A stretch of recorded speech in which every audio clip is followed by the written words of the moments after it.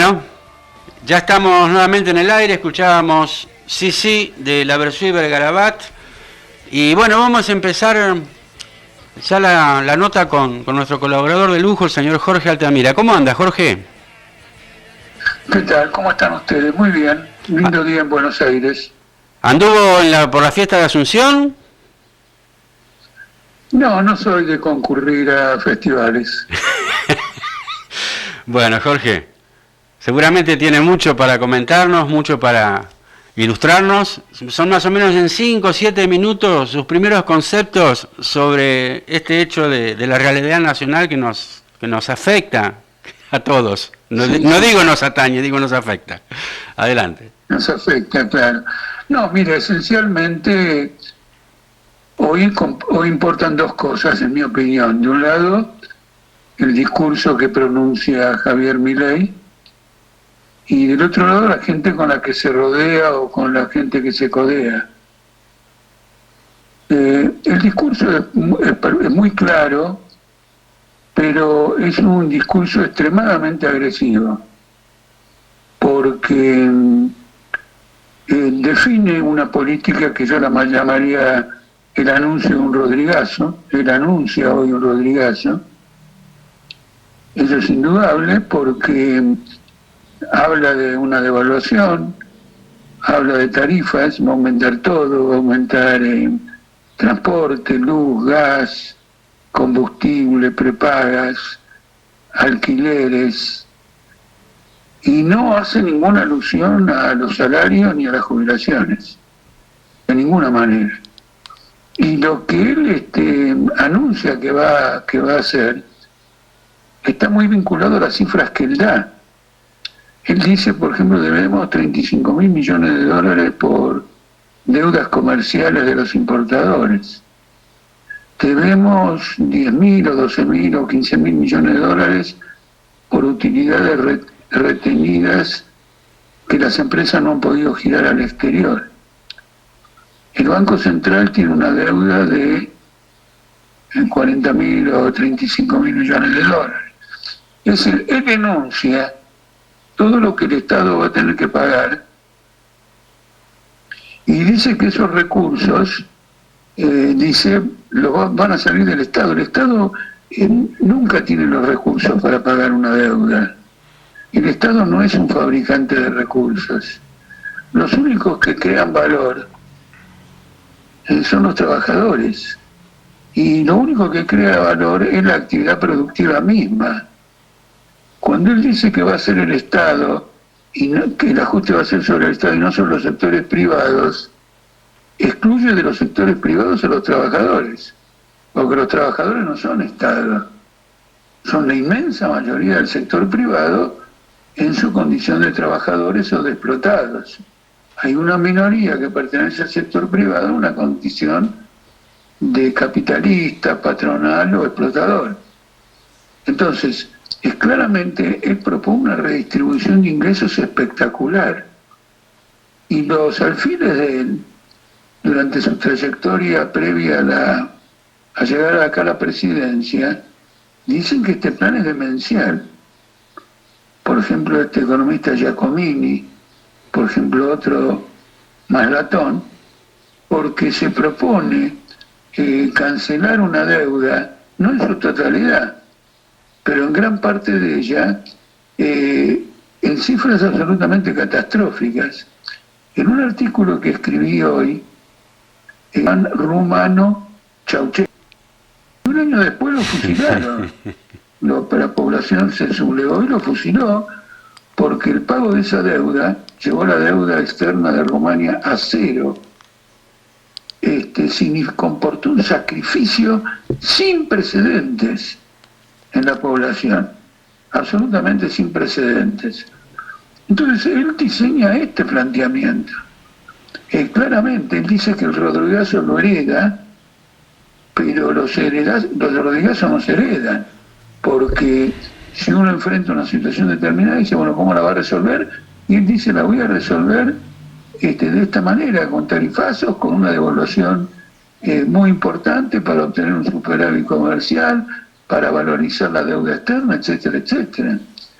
Entonces hoy han hecho la declaración oficial de un Rodrigazo, y es interesante que él menciona varias veces el Rodrigazo del año 75.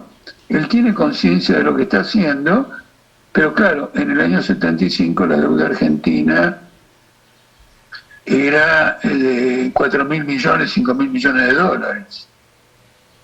Cuidado. Y ahora es de 550.000. Una cosa que me reconfortó del discurso de Milei es que admite como deuda pública general las cifras que yo he sistemáticamente dado en el último tiempo. Peso por peso o dólar por dólar, digamos, en este caso.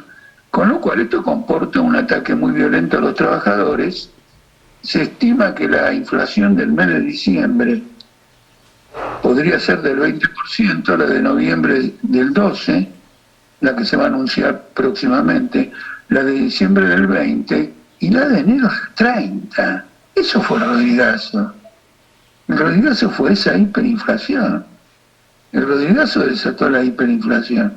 Naturalmente Rodrigo le echó la culpa al congelamiento de precios que había antes. Bueno, eso es otra historia.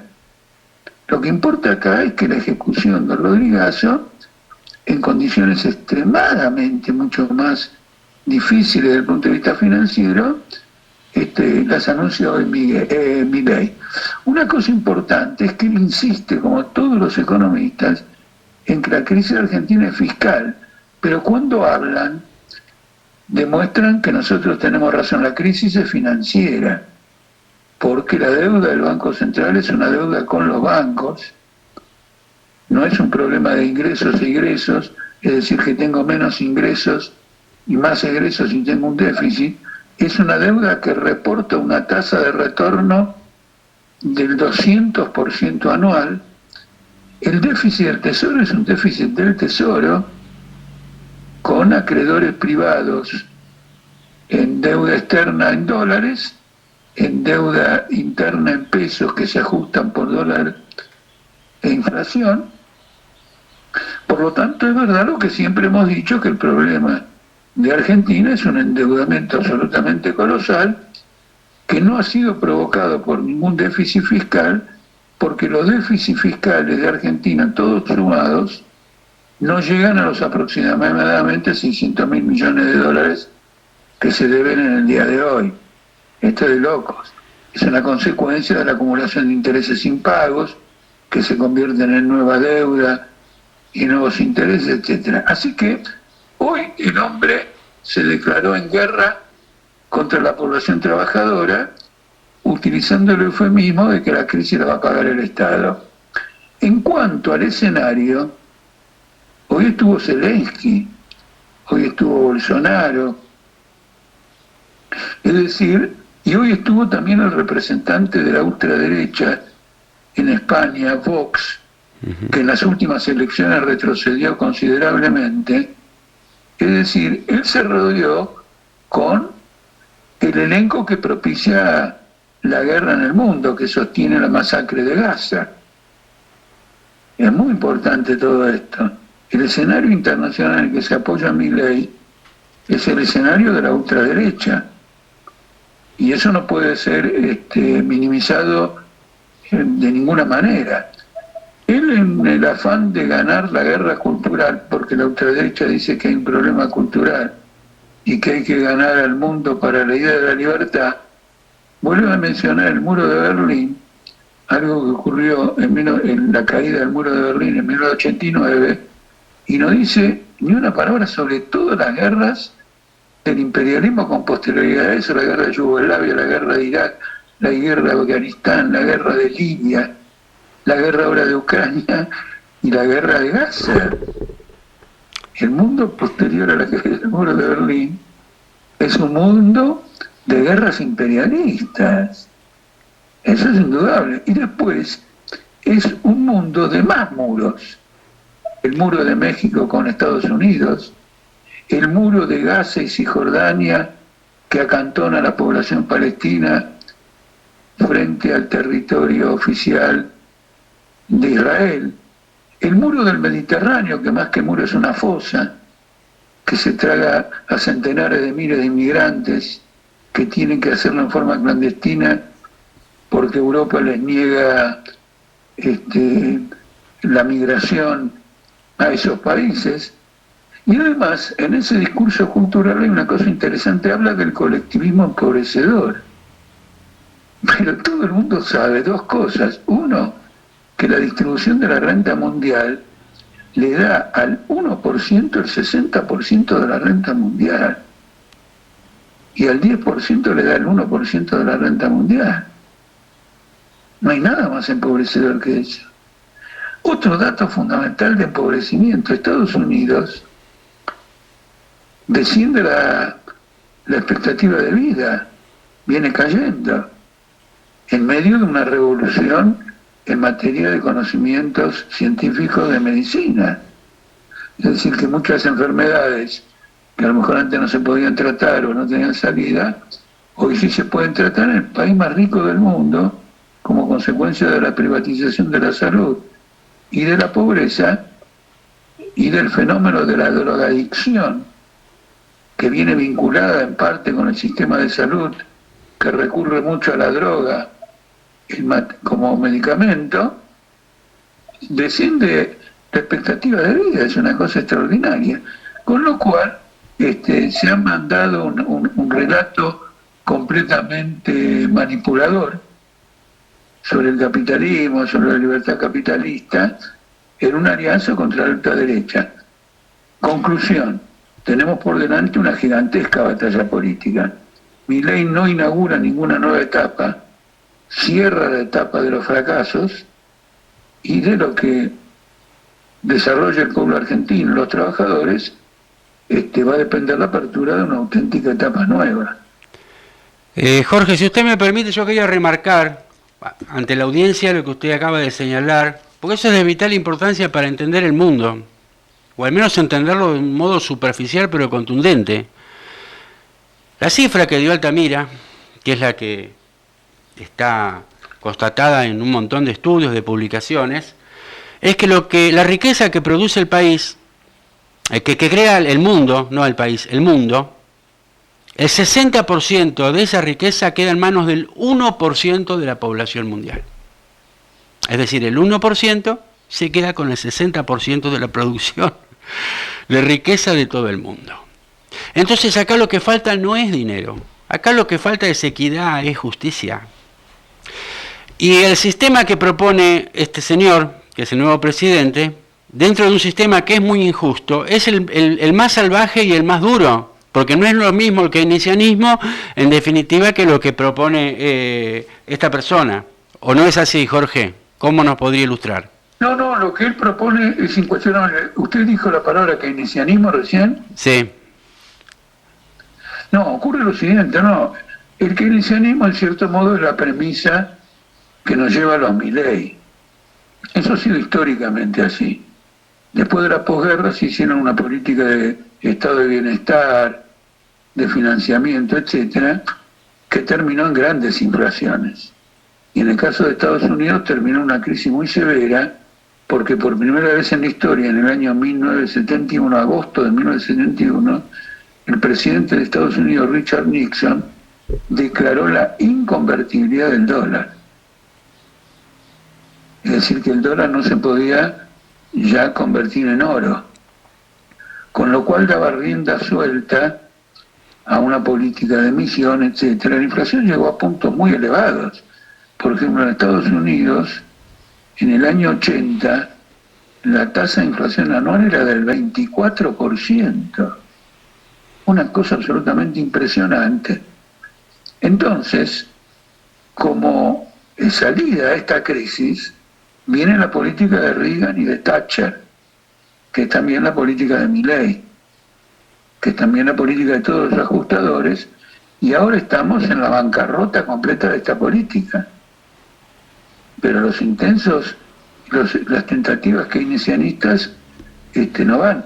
Inclusive, yo quería escribir un ensayito pequeño sobre cómo sería una política keynesiana en oposición a la de Milei, es decir, una política que garantice un empleo, no haga caer el empleo, al contrario lo aumente, y provoque algún tipo de aumento del salario, mejora, etcétera. Y esas medidas solo serían posibles con una intervención muy profunda en la propiedad capitalista, quitándole libertad de movimiento, porque tomemos el caso de Argentina, si usted hace una política de ese tipo, inmediatamente se produce una fuga de capitales. Esa política, aumentar los salarios, la jubilación, etcétera, que es la política correcta, que es la política que un gobierno de nuestra corriente política haría, solo es factible si uno le pone un cerrojo al capital en la aventura de sabotear este tipo de política. Esto ya ocurrió en Estados Unidos con el gobierno de Roosevelt, pero Estados Unidos en aquella época, a pesar de la crisis del 30, era una potencia en ascenso. Hoy Estados Unidos es una potencia en retroceso. El capitalismo de un modo general. Si ustedes pudieran leer todos los informes financieros que circulan en Estados Unidos, hay un temor muy grande a una bancarrota financiera, porque mientras el déficit fiscal en Argentina, creo que ya lo comenté en una ocasión anterior, es del 2,5%, el déficit fiscal en Estados Unidos se acerca al 10%. Son 2.200.000 millones de dólares. Eso se financia con emisión de deuda. La deuda pública de Estados Unidos, que era el 70% hace 5 años, es del 110% ahora. Entonces está en serio compromiso el dólar. Y esto provoca una gran división al interior de Estados Unidos, como lo demuestran los constantes debates sobre el techo de deuda que exige la Constitución o la ley norteamericana. Exige que se establezca un techo de deuda, y entonces cada tanto lo tienen que volver a aumentar y volver a aumentar.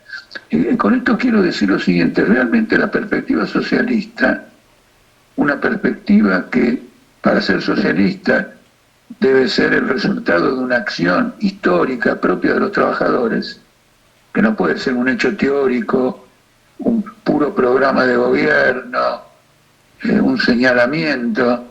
No, el socialismo como fenómeno histórico es una acción concreta del mundo del trabajo. Fuera de eso no hay. Donde el trabajador trasciende su vida cotidiana de sometido y toma las riendas de la economía y de la política del país. Entonces se atreve a establecer cambios profundos que él va a garantizar por el lugar estratégico que él mismo tiene en la producción. Ahora, volviendo a Milei, el discurso de hoy es un discurso claro. Bueno, claro no, porque se las arregla para omitir muchas cosas. Por ejemplo, no habla de salario y jubilaciones, pero dice que va a aumentar la pobreza bajo su gobierno y que va a aumentar la indigencia. Lo dice. Es decir, él cree que por arte de magia el pueblo va a aceptar este atropello. Ahora, otra cosa más. A eso quería ir mi pregunta, Jorge, porque hasta ahora está hecho un panorama económico, pero con respecto a lo político, porque a eso es lo que yo quería apuntar. Pero déjeme terminar con un punto económico. Termine. No es lo mismo que la miseria crezca gradualmente, y bueno, sería muy malo, pero crezca muy gradualmente, que lo que él está proponiendo, que es un rodrigazo, que significa un derrumbe de las condiciones de vida que hoy tienen los trabajadores, ya que hoy ya están en el subsuelo. Esto es un hecho extraordinario. Yo no sé si los políticos de los distintos partidos que están ahí en el Congreso lo han advertido, pero estos economistas libertarios que yo le mencioné ya lo advirtieron y le han dicho que se mete en una catástrofe. Es muy interesante esta observación. Ahora, de acuerdo, discutamos sobre lo político, pero tiene que haber claridad sobre la dimensión de la crisis y que se trata de una crisis de tipo capitalista, o cómo se le puede atribuir a un obrero, un trabajador, un estudiante, un ama de casa, a un trabajador independiente esta deuda. Es imposible. Porque eso es a lo que yo me refería. O sea, esto es terrible, es innombrable lo que quiere hacer esta persona. Ahora el tema, ¿lo va a poder hacer ¿Cuenta realmente con apoyo dentro de su coalición? Porque hoy ya es una coalición la que tiene con el sector del macrismo. ¿Se lo va a permitir la resistencia sindical, los partidos de izquierda? ¿Qué panorama ve usted al respecto? ¿Lo va a poder llevar a cabo? Ya le han dicho, no, si es por el establishment opositor, va a tratar de frenar todo lo posible una reacción popular, porque no va a ser una reacción popular normal, entre comillas, sino una reacción histórica. Lo va a tratar de frenar. Ahora, una observación, él nombró como ministro de Economía a alguien que es un especulador financiero. Por lo tanto, no es alguien que tenga un gran diagnóstico económico, sino que está tratando de ver cuántos dólares consigue para canjearlo por la LELIC o cosas por el estilo. Pero para hacer eso, primero la devaluación a 700 pesos, 680, 800, monumental. Él mismo dice que va a haber recesión y desempleo sobre una población que ya está extremadamente golpeada por este flagelo. Este es el escenario, esto hay que verlo de esa manera. Ahora, en la campaña electoral, yo dije que los dos candidatos, y ahora me quiero detener un poquito en esto, preparaban un golpe de Estado económico, y lo que Milei va a hacer es un golpe de Estado, porque ninguna de las medidas catastróficas que va a tomar pasan por el Parlamento. Ya dijo que van a ser por decreto de necesidad de urgencia. Entonces, el hecho de que recurra a medidas excepcionales que autoriza la Constitución, pero medidas excepcionales, de paso le digo, una Constitución que autoriza con facilidad medidas de esta naturaleza, ha quebrado ella misma el orden constitucional. Sobre esto podemos hablar mucho porque hay todo un debate de cómo la Constitución de Alemania del año 19 preparó las condiciones liberal, republicana, etcétera, preparó por este tipo de autorización de medidas de excepción el terreno del nazismo, que es darle al Poder Ejecutivo la suspensión de todos los derechos, en este caso a través de medidas económicas, porque, a ver, el derecho a disfrutar de mi trabajo, si a mí me devalúan la moneda, me aumentan un tarifazo, me hacen esto y lo otro, este derecho me lo vulneran, pero no me lo vulneran constitucionalmente, no fue votado en el Congreso, se hace por vía de un decreto. Entonces es un golpe de Estado, económico, no es que se derribó una autoridad estatal, es un golpe de Estado económico. Miren, a la letra, lo que repetí constantemente en la campaña electoral, el golpe de Estado económico, hoy este hombre formuló los términos del golpe de Estado económico. Ahora le advierto, gran parte de los funcionarios que acompañan este golpe de Estado económico son de Massa. Así que espero que este debate sobre Massa y Milei esté zanjado. Tengo una pregunta de un oyente que es referente a lo que usted está comentando. Todos se conocieron entre ellos en la Corporación América de Euronequian. Le decía que acá tengo una pregunta de Fabián Álvarez de Misiones, Jorge, que está referido a lo que usted está exponiendo. Fabián Álvarez le dice: señor Altamira, la situación es terrible, la gente no aguanta más. ¿Habrá saqueos antes de las fiestas? Bueno, ese es un problema político importante, porque se puede hasta especular que haya un interés en los saqueos de parte del propio gobierno, porque finalmente un saqueo es una acción que no tiene un alcance político, como es una huelga, manifestaciones, ocupaciones de empresas. Entonces, por ejemplo, en la campaña electoral del año 89, yo hablé insistentemente contra los saqueos. Después me metieron preso en la Casa Rosada, acusándome de ser autor de los saqueos. Sí, me acuerdo, estuvo en Cana. Me acuerdo. Claro.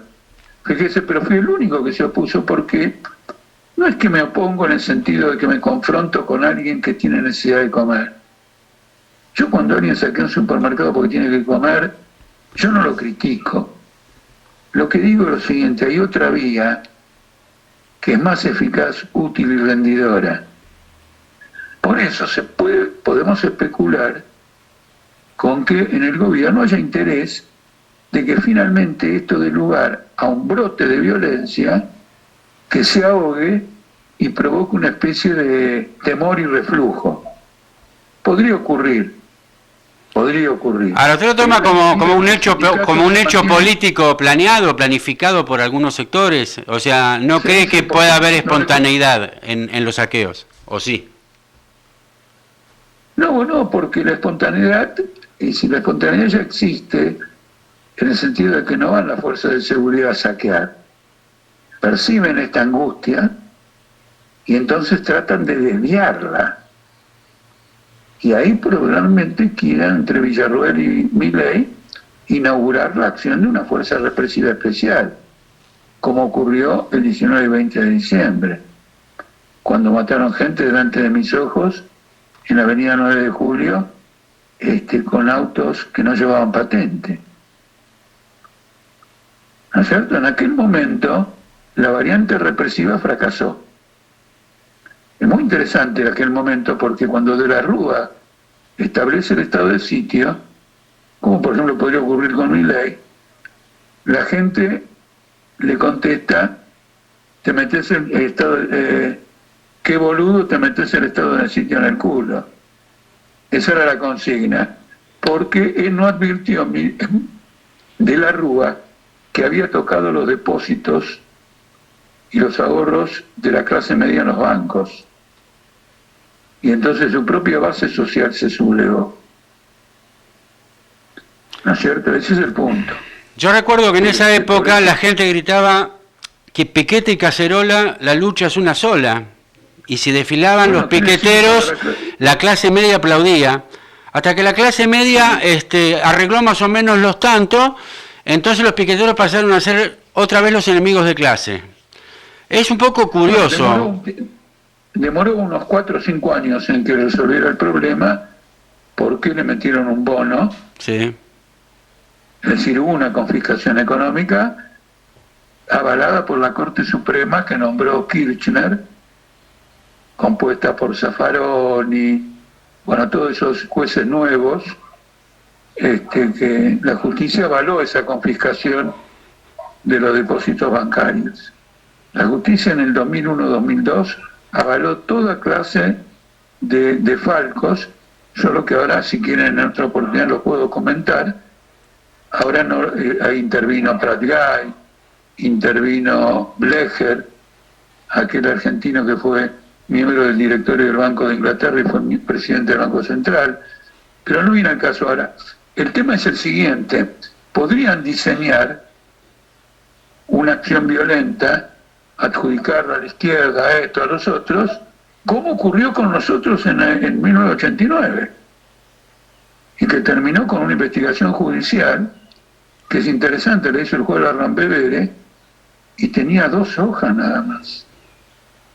Y termina diciendo lo siguiente: después de una exhaustiva investigación acerca de los saqueos, absuelvo a Altamira, bla, bla, bla, no he encontrado ninguna prueba, etcétera, pero estoy íntimamente convencido de que fue el responsable. Algo contradictorio. Es memorable, ese fallo es memorable, porque sí, Arrambevere, Gil Lavedra y otro juez, D'Alessio, organizaron con Alfonsín la acusación contra el Partido Obrero para salvar al gobierno de Alfonsín atacando a la izquierda. Todo eso fracasó. ¿Por qué fracasó? Porque yo fui a la Casa Rosada. Acá tengo una pregunta de Pedro Aguilar de Ránela, que dice: ¿a qué atribuye que la gente común, el laburante, le dé la espalda a sus propuestas? No, dar la espalda a las propuestas es un poquito excesivo. ¿Por qué no lo vemos de otro modo? Como son propuestas muy radicales, cree que no son viables, que no se va a poder. Mi abuelo ya me decía, mirá, nene, estas ideas no se pueden llevar adelante, el capital es muy fuerte. Eso no quiere decir que te den la espalda, porque si me dieran la espalda no tendría tanta gente saludándome en la calle. Obviamente que yo no me creo que las que me saludan en la calle coinciden conmigo, pero valoran el esfuerzo que hago por interpretar la realidad, por analizarla, por aportar, y luego hay un cierto temor a emprender una acción histórica. Por eso las acciones históricas de las masas en la historia son excepcionales. O nosotros tenemos acciones históricas de la masa todos los días. De ninguna manera. Acontecimientos como estos son objetos de celebración y feriados en los distintos países. La Revolución de Mayo, la Revolución Francesa, la Independencia norteamericana, la Revolución de Octubre en Rusia, qué sé yo, el Mayo francés. Está en el calendario de efemérides. No, que nos den la espalda, no. Nadie nos da la espalda, salvo la derecha. Acá Sonia Fabret, casualmente que usted habló que su abuelo le decía tal cosa, porque parece casualidad, ¿no? Que usted dice una cosa y justo hay una pregunta al respecto. Esta es una pregunta personal que le hace. Señor Altamira, le pregunta si su familia lo ha apoyado en su carrera política o si le ha ocasionado problemas familiares ser de izquierda. No, problemas familiares no me ha ocasionado porque, bueno, inclusive mi familia amplia, quiero decir hasta tíos, etcétera, nos queríamos recíprocamente. ¿Se entiende? Entonces, yo conozco un tío, más bien lo diría que de derecha, pero me votaba porque yo era su sobrino. Quiere decir que era una familia protectora, era una familia de simpatías recíprocas. Ahora, apoyarme solo me apoyó mi papá. Dentro de ciertos límites. Me apoyó con su ejemplo, con su conducta. No voy a decir que me apoyó mi mamá, que opinaba lo contrario de lo que opino yo, pero me apoyó en un sentido muy significativo, que es que la controversia que yo tenía con ella, los argumentos de ellas eran de alto nivel. Ah, qué bueno. Entonces, hablaba con alguien con el que me tenía que esforzar para defender mis propias ideas. ¿Y su hijo salió también militante de izquierda, Jorge? ¿Cómo dice? ¿Su hijo también siguió el camino de izquierda político o se dedicó a otro tipo de cosas? En general toda mi familia simpatiza con ideas de izquierda, le digo en un sentido amplio, ¿no es cierto? El que ha mantenido una actividad militante consecuente he sido yo. Bueno, acá tengo la última pregunta del público y hoy me parece que con suerte va a quedar algo para lo internacional, que en las otras 2 emisiones no quedó tiempo. Horacio Miranda, de Temperley, le pregunta: me encantaría que Altamira dé su explicación a los que son del palo, como soy yo, dice, de las razones de su desvinculación del Partido Obrero y del FITU, si esas razones son solo programáticas o por desacuerdo con la práctica política del FITU en el Congreso. Y acá no entiendo qué es lo que dice. En el Congreso y en la no sé qué más. No importa, voy por parte. Yo con el FITU, no. Dejemos lado por el momento al FITU. Nosotros tuvimos una crisis dentro del Partido Obrero. Y aunque dentro del Partido Obrero hubiera dirigentes que opinaban lo contrario de lo que opino yo, o no sé si opinaban lo contrario, o más bien no tenían ninguna opinión, o fabricaban alguna opinión, yo no me desvinculo de ninguna organización. Nunca. Las organizaciones cuesta mucho construirlas para que a la primera divergencia uno se desvincule, jamás. Yo he luchado por la unidad del Partido Obrero. Pero el desarrollo ha sido tal que para una camarilla del Partido Obrero era más conveniente la expulsión. Nos dijeron en algunas reuniones que teníamos de partido, tenemos que echar a una cantidad de gente para realmente hacer un avanzar y desarrollarnos. Un verdadero despropósito y una afirmación burocrática y altanera completamente inmanejable.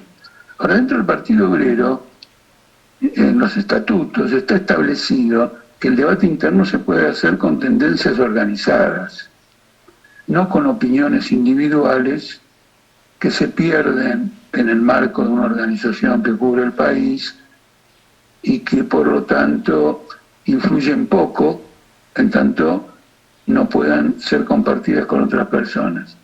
Entonces nosotros desarrollamos sobre la base de un documento escrito, se exige eso, que haya un documento escrito, hicimos un planteamiento firmado ese documento por 300 militantes para tener el derecho de tendencia y fuimos expulsados 25 minutos después.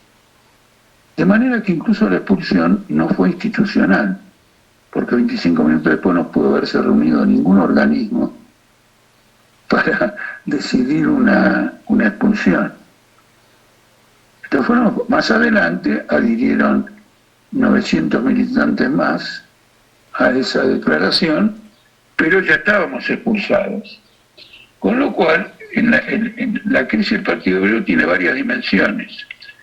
Divergencias políticas que existían y que son importantes y cada vez son más importantes, y divergencias metodológicas todavía más importantes sobre los métodos de cómo se construye un partido, que no puede ser mediante la censura de las opiniones adversas. Porque finalmente el partido ejemplo para cualquier marxista, que es el partido bolchevique, conoció luchas faccionales absolutamente impresionantes. A Lenin se lo llegó a acusar de vendido al capital extranjero, y esa gente no fue expulsada y siguió en circunstancias diferentes militando, etcétera, etcétera. Es decir, el vigor de un partido revolucionario está en el debate, en la capacidad de debatir internamente, porque el debate le da fuerza y le da cohesión a la acción colectiva del partido. En el fondo, un partido no es nada más que la organización de voluntades conscientes. No hay ningún misterio, no es un aparato, ni alguien que maneja las redes ni trolls para Twitter, nada. Es una voluntad consciente de transformar, y en ese afán una preocupación, un interés por entender lo que ocurre. Caracterizar, debatir. Por ejemplo, en una ocasión, dentro del FITO, hicieron un congreso, la alianza entre el Partido Obrero y el MST, frente a Plaza Congreso. Bueno, habría, no sé, 2.000, 3.000, 4.000 personas, bueno, no recuerdo el número. Duró mediodía. Eso no es un congreso. Eso es una farsa. Los congresos duran 3, 4, 5 días y se debate a fondo, porque una vez concluido el congreso hay que pasar a la implementación, y por lo tanto las bases para esa implementación tienen que ser sólidas. Ahí le quería hacer una pregunta que está referente a lo que usted está comentando. No, una última cosa. Sí, termine. Está vinculada al ascenso de Milei. Está vinculada. Porque Milei empieza a subir en un momento en que la izquierda, que está organizada en el FIT, empieza a adaptarse más al sistema, incluso a votar con el sionismo, a votar leyes en Chaco, acá, completamente contrarias a los trabajadores. Y entonces evidentemente hay un espacio político descomunal que habíamos creado con anterioridad a todo esto, que se fue deshilachando. De lo contrario, el lugar dominante en esta crisis lo tendríamos que estar ocupando todos los que somos una izquierda socialista. A eso iba yo. Usted, todos los partidos que integró, de los cuales fue cuadro partidario, nunca ha tenido una buena relación o unas ganas de unirse, a pesar de que también son partidos marxistas y troquistas, como los partidos que usted integraba, con aquellos que son morenistas. Inclusive usted lo debe haber conocido a Nahuel Moreno, supongo también. ¿Qué diferencias tiene? A eso iba yo. ¿Qué diferencias tiene usted? no tiene importancia las diferencias. Ajá. El problema de la unión política con otros partidos es la conveniencia de esa unión política a pesar de las diferencias. El relato oficial, acá hemos perdido la batalla del relato por lo que veo, es falso. Nosotros impulsamos la unidad de la izquierda cuando cayó la dictadura y vino Alfonsín, y llegamos a un acuerdo, porque el Partido Comunista se oponía a esta unidad, llegamos a un acuerdo con lo que usted llama morenismo, y confeccionamos listas y las presentamos ante la justicia. Cuando el Partido Comunista vio que nosotros llegábamos a un acuerdo, se llamaba Frente Más Partido Obrero, cambió de posición, llamó a los morenistas y le dijo que quería un frente con ellos, pero que no estuviéramos nosotros. Y así salió el Frente del Pueblo, Ajá. el Partido Comunista y el MAS, y la Izquierda Unida del Partido Comunista y el MAS. Así que la historia es exactamente la contraria. ¿En qué año fue eso, Jorge? ¿En qué año fue eso? Eso fue en 1985. Ajá. La historia real es toda la contraria por una característica fundamental. Porque yo me he criado en la clase obrera. Y una cosa que mamé antes de formar mis ideas políticas es la importancia de la unidad de la clase obrera para una lucha victoriosa. Es decir, yo no me crié en un ambiente donde las ideas sobrevuelan por el espacio y son más importantes que cualquier cosa. Por el contrario, me crié en un ambiente completamente diferente, de manera que yo personalmente no he sido protagonista de ninguna decisión. De ninguna manera. Y nunca rechacé un frente. Con respecto a un comentario que usted hizo el otro día, la revolución bolchevique, en ese momento el partido bolchevique creo que tenía 3 millones más o menos de militantes, con una población de 150 millones que había en ese momento en Rusia, ¿no? ¿Pero en qué momento? ¿En qué año? ¿Qué año? No sé en qué año tenía 3 millones. Y antes de la revolución. No, de ninguna manera. Eran 200.000. 200.000. Apa. Sí, ¿cómo va a ser 3 millones? No. Los partidos revolucionarios llegan a la revolución con un número relativamente reducido de fuerzas, porque 2 años antes eran además mucho menos que 250.000 y 5 años antes eran mucho menos que eso y todo. El crecimiento siempre es vertiginoso porque se produce una afluencia de elementos combativos de la clase obrera. No es un fenómeno gradual.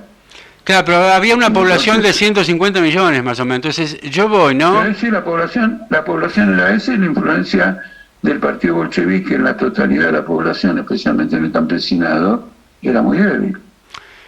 Yo voy haciendo una proyección matemática que no tiene nada que ver con la realidad, ¿no? Pero una proyección matemática con que aquí hubiera 400.000, 500.000 militantes de un partido de izquierda, se podría también hacer ese cambio. ¿Qué condiciones objetivas y subjetivas tendría que haber para que eso se pueda realizar? Bueno, siempre son más o menos las mismas. Claro que cada país es diferente, pero en un sentido general son las mismas. Que la situación objetiva lleve a una acción histórica independiente de los trabajadores y que se haya desarrollado entre esa masa obrera una fuerza política que hubiera impulsado esa acción histórica a través de una larga militancia previa. ¿No es cierto? Esas son las condiciones de orden general. ¿No había condiciones favorables en el 19-20 de diciembre? No, porque, bueno, eso ya requiere un análisis más amplio, porque en el 19-20 de diciembre la clase obrera de las fábricas virtualmente no intervino como clase, no hubo huelga, no hubo una huelga general, no hubo una salida de manifestantes obreros de la fábrica. Los que marcharon en esas movilizaciones, obreros que marcharon, lo hicieron a título individual o como grupo de compañeros. una preponderante, una fuerte participación de la clase media y del movimiento piquetero, que había adquirido el auge más alto, y especialmente en términos de politización. Nosotros una vez hicimos un congreso bien interesante, de 25.000 piqueteros en la cancha de Lanús, que duró todo el día, dividido en numerosas comisiones. Vinieron delegados extranjeros y se sacaron resoluciones políticas muy importantes. Ese fue el momento de mayor, el punto más alto de politización del movimiento piquetero. Hoy difícilmente se puede hacer una cosa de ese tipo. En parte lo cooptó el peronismo, ¿no? No, sí, puede ser, pero no cooptó. Es decir, el peronismo lo que hizo fue, a través de las intendencias, lanzarse en masa a proveer de asistencia y por lo tanto a disputar influencia. Y en ese camino, todo lo que es izquierda nacionalista y peronista fue cooptada por el aparato del Estado. Bueno, Jorge, muy interesante. Llegamos en horario, da para hablar, aparte salieron espontáneamente los temas. Los Pérsicos, los Grabois, etcétera, sí, siempre fueron opositores, hasta que fueron cooptados por el Estado. Los Alderete también, ¿no?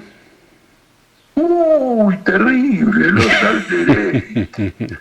Los Alderete es absolutamente impresionante, muy bien. Bueno, Jorge, vamos a seguir el domingo que viene. Usted sabe que estamos hablando con Mónica, que yo no caí, porque después los otros dos domingos cae 24 de diciembre y 31 de diciembre.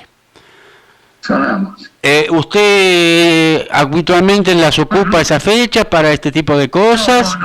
No, 24 y 31. Sí. No, 24, no, moría, ay, no. No, creí que usted me decía ya, no, Nochebuena y... Claro, que yo no me di cuenta, cae justo domingo. O sea, día de emisión de programa cae 24 y 31. No sé si... Y hagamos una cosa, a ver, elijamos uno de esos 2 días, mantengamos el 24, pero probablemente el 31 no. Bueno, veámoslo la semana que viene. Lo vemos la semana que viene, y si no, de última, cortamos el domingo que viene y arrancamos en enero de nuevo, como podamos ponernos de acuerdo, porque tampoco va a dejar de celebrar la fiesta para estar acá, no sé. No, pero ya van a venir las críticas, no se preocupe. Un hombre de la Corte Internacional... armando el arbolito y festejando la Navidad. ¿Qué va a ser? Bueno, Jorge, muchísimas gracias. Nos vemos el domingo que viene. A mí me gustó el programa. Siempre aprendo algo nuevo. Bueno, muchas gracias. Bueno, le agradezco mucho. Bueno, por favor. Y así termina una nueva emisión del programa radial Letras del Paraná. Nos estaremos viendo el domingo que viene, 17:30 horas. Dios mediante, por FM Cambalache. Muchas gracias a todos.